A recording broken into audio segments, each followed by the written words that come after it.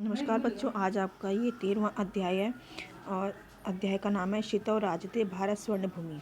शितौ यानी कि पृथ्वी पर राजते सुशोभित होती शोभायमान है क्या? भारत जो है स्वर्ण भूमि के समान पृथ्वी पर सुशोभित होता है।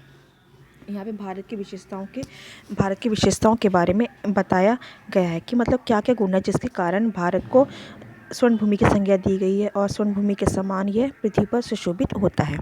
और ये रचना है डॉक्टर कृष्णचंद्र त्रिपाठी की। उन्होंने ये श्लोक लिखा है और इन पंक्तियों के माध्यम से उन्होंने इनके भारत के विषय में वर्णन किया है। चलिए देखिए।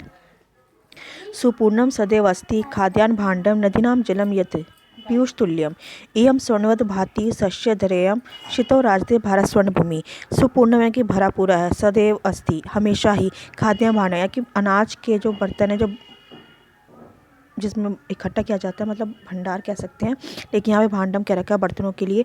तो अनाज के जो बर्तन है जिनमें अनाज रखा जाता है सदैव हमेशा ही क्या भरे पूरे रहते हैं, कभी भी वो खाली नहीं होते हैं। ऐसा हमारा भारत देश है। नदीनाम जलम यत्र पीयूष, जहाँ नदियों का जल कैसा है, अमृत के समान माना गया है, यानी नदियों के जल को अमृत के समान यानी कि अमृत की संज्ञा दी गई है। इयम स्वर्णवत भाति शस्य धरेयम, यह स्वर्णवत सोने के समान सुशोभित होता है। शस्य धरेयम फसलों से, धरती जो है फसलों की वो कैसी सोने के समान सुशोभित होती है। शितौ राजते भारत स्वर्ण भूमि, और पृथ्वी पर जो भारत है वो स्वर्ण भूमि के समान सुशोभित होता है। यानी कि ऐसे ऐसे गुण बताए गए हैं कि ऐसा भारत देश है जहाँ पे अन्न का भंडार हमेशा भरा रहता है, कभी खाली नहीं होता है। जहाँ पर नदियों का जल कैसा अमृत के समान है, ठीक है। सोने के जो यहाँ की फसलें हैं, ठीक है, उससे क्या है, ये सोने के समान सुशोभित होता है। और ये जो भारत देश है वो पूरा वो क्या है, इस पृथ्वी पर स्वर्ण के समान यानी कि सोने के समान शोभायमान है, सुशोभित होता है। नेक्स्ट है आपका त्रिशूल अग्नि नागे पृथ्वी अस्त्र घोरे अनुना महाशक्ति भी पूरी तेयम सदा राष्ट्र रक्षातानाम धरेयम शितौ रास्ते भारत स्वर्ण भूमि। और क्या बताया गया है आगे, और क्या वर्णन किया गया है, त्रिशूल अग्नि नाग पृथ्वी अस्त्र, इस प्रकार के अस्त्रों से, ठीक है। और अनुना महाशक्ति भी, अणु जो हैं उनकी परमाणु जो है बम जो बोला जाता है उनकी महाशक्तियों से पूरी तरह परिपूर्ण है। यानी कि ये देश ऐसा है कि अगर हमें राष्ट्र की रक्षा करनी पड़ जाए तो हमारे यहाँ किसी चीज़ की कमी नहीं है। इस तरह के अस्त्र हैं, कैसे त्रिशूल अग्नि नाग पृथ्वी, इन नाम के अस्त्र हैं, ठीक है। अणु महाशक्तियों से परिपूर्ण है। सदा राष्ट्र रक्षा ताराम धर्यम, हमेशा ही राष्ट्र की रक्षा की है इस धरती ने, ठीक है। यानी कि यहाँ इनके द्वारा राष्ट्र की रक्षा की गई है हमेशा। शितौ राजते ऐसा भारत देश जहाँ पर ये सब संभव है, इन सब की उपस्थिति है, जिसके कारण भारत देश हमेशा राष्ट्र की रक्षा करता रहा है और अपने दुश्मनों से अपने देश की रक्षा करता रहा है। और वो कैसा स्वर्ण के समान सोने के समान इस पृथ्वी पर सुशोभित होता है, शोभायमान है।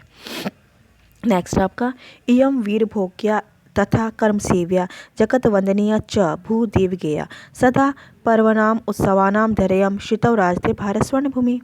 इयम यह वीर भोग्या, वीरों द्वारा भोगी जाने वाली, यानी कि जहाँ पर वीरों ने जन्म भी लिया है, ठीक है। तथा कर्म सेव्या, और उसी प्रकार कर्म के द्वारा इसकी सेवा की गई है, ठीक है। ये वीरों द्वारा भोगी गई है कि वीरों ने यहाँ जन्म लिया है। कर्म सेव्या, और क्या किया है, कर्म से सेवा की है, ठीक है, कर्म के द्वारा सेवनीय है। जगत वंदनीय, जगत द्वारा वंदना करने योग्य है, ठीक है। च भूदेव के, और देवों के द्वारा इसके गुणगान गाए गए हैं, ठीक है, देव के द्वारा इनका गान किया गया है। जिसका भारत देश का सदा पर्वनाम उत्सव धर्म, हमेशा ही यहाँ पर पर्व उत्सवों का मेला सा लगा रहता है, यानी कि हमेशा ही कोई ना कोई उत्सव यहाँ पर चलता ही रहता है। एक उत्सव समापन पे आता है तो दूसरे उत्सव की तैयारियां शुरू हो जाती हैं।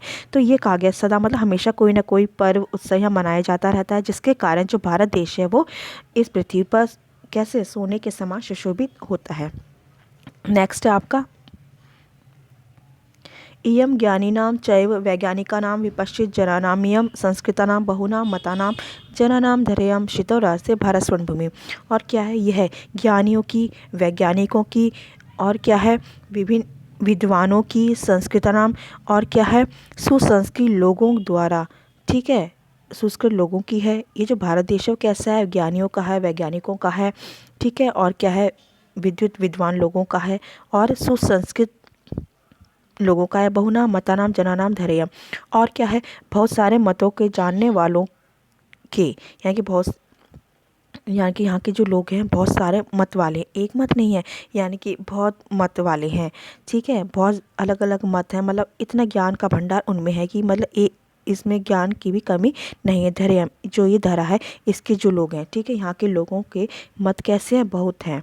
श्वेतो राष्ट्र भारत स्वर्ण भूमि, इसलिए जो भारत देश है यह सोने के समान सुशोभित होता है। यानी कि इतनी गुण बता दिए गए, इतनी विशेषताएं बता दी गई भारत देश, जिसके कारण यह क्या है, सोने के समान सुशोभित होता है। क्योंकि यहाँ पे ज्ञानियों की कमी नहीं है, वैज्ञानिकों की कमी नहीं है, क्योंकि आए दिन कोई ना कोई अनुसंधान, कोई ना कोई खोज होती रहती है ना, अन्वेषण होता ही रहता है, नई नई खोज, मतलब कुछ भी ऐसा नहीं होता है कि हम हार सकें अपने आप को, है ना, हारा महसूस करें, ऐसा नहीं होता है। हम पग पग आगे बढ़ते चले जाते हैं।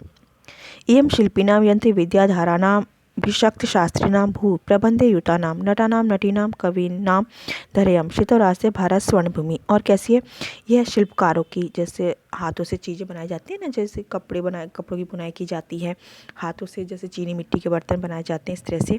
ठीक है, यह शिल्पियों की, यहाँ के शिल्पकारों की, और यंत्री विद्या धारण करने वालों की, यंत्र यानी कि जो मशीन वगैरह, उनके उनके बारे में जानने वालों का, ठीक है ना, और भिषक शास्त्री नाम, और वैद्य शास्त्र को, यानी कि चिकित्सा शास्त्र के जानने वालों का, भू प्रबंधे युता नाम, और क्या है, समूह कार्य में लगे हुए, समूह कार्य, यानी कि यहाँ पे कार्य कैसे है, मतलब समूह के कार्य में भी क्या है, प्रबंधन बहुत अच्छा है, अच्छा प्रबंध किया गया है।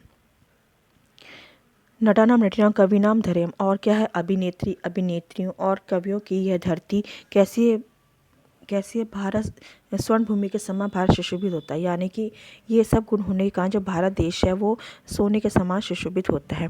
यानी कि शिल्पकारों की कमी नहीं है, ठीक है, जहाँ जो अब मतलब शिल्पकारों का मतलब मशीनों से चीज़ें बनाई जा सकती हैं, एक से एक उसमें कारीगरी दिखाई जा सकती है, लेकिन हाथ की जो कारीगरी है वो क्या होती है, अनमोल होती है, वो अपने मस्तिष्क की उपज होती है। ठीक है ना, मशीन तो कुछ भी कर सकती है, लेकिन मस्तिष्क जो उसमें ज्ञान करता है, ज्ञान का संचार करता है, हम चीज़ें बनाते हैं, उसमें हमारा माइंड काम करता है, हमारा दिमाग काम करता है, जिसके ज़रिए हम उसमें एक नई काल्पनिक चीज़ें भी उसमें गढ़ देते हैं। तो ये सारी विशेषताएं हैं जो यहाँ पर भारत के बारे में बताया गया है। वने दिग्गजानाम तथा केसरीनाम तटिनामियम वर्तते भूधरानाम शिखिनाम शुकानाम पिकानाम धैर्यम श्वेतराष्ट्रे भारत स्वर्ण भूमि। और कैसे, श्रेष्ठ हाथियों की, वने दिग्गजानाम यानी कि वन में, जंगलों में, श्रेष्ठ हाथियों की तथा शेरों की, तटिनामियम और कैसे, नदियों की, तटिनामियम तटों की, है ना, वर्तते भूधरा, ये जो भूधरा है वो कैसी है, नदियों के किनारे यहाँ पे नदी हैं, ठीक है, पर्वत है यहाँ पर। शिखी नाम शुका नाम, शिखी मतलब हो गया मोर, शुक तोतों का, पिका नाम कोयलों का, धरयम यह जो धरती है वो किन की है, मोरों की है, तोतों की है, कोयलों की है। श्वेतराष्ट्रे भारत स्वर्ण भूमि, यानी कि यहाँ पे बताया गया अगर कहीं पर दिग्गज जानवर हैं तो यहाँ पर क्या है, अपनी मधुर बोली से आपको, आपके मन को लुभाने वाले पक्षी भी हैं, ठीक है, उनका सौंदर्य अलौकिक है। यानी कि अगर यहाँ पे दिग्गज भयंकर अगर जानवर भी हैं, ठीक है, तो क्या है, वहाँ पर नदियाँ भी हैं, वहाँ पर्वत भी हैं जो आपके मन को शांति प्रदान करते हैं, आपको अनोखा वातावरण प्रदान करते हैं, ठीक है, आपके मन को मोह लेते हैं। यानी कि आपको अगर किसी प्रकार का दुख है, कष्ट है, तो क्या है, कुछ पल इनके साथ आप बिताएं, इन चीज़ों को देखें, प्राकृतिक सौंदर्य जो होता है अगर उनको आप देखें तो क्या है, एक आत्मिक अनुभूति होती है, एक ऐसी अनुभूति होती है जिससे हमें शांति मिलती है, एक अलग तरह का हमें खुशी मिलती है। तो इसलिए ईश्वर ने हमें ये रचनाएं दी हैं जिनके ज़रिए क्या है, हम अपने आप को खुश रख सकते हैं, चाहे कैसी भी कठिन परिस्थितियाँ ही क्यों ना हो।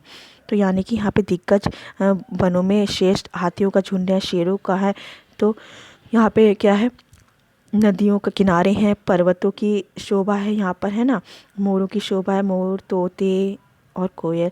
तो ये सब यहाँ बताया गया, ये सारी विशेषताएं जिसके कारण जो भारत है स्वर्ण भूमि के समान सुशोभित होता है, शोभायमान है। तो ये आपका त्रयोदश पाठ का अनुवाद था। उम्मीद है आपको समझ में आया होगा, समझ में आएगा, आप समझने की कोशिश करिएगा और धन्यवाद।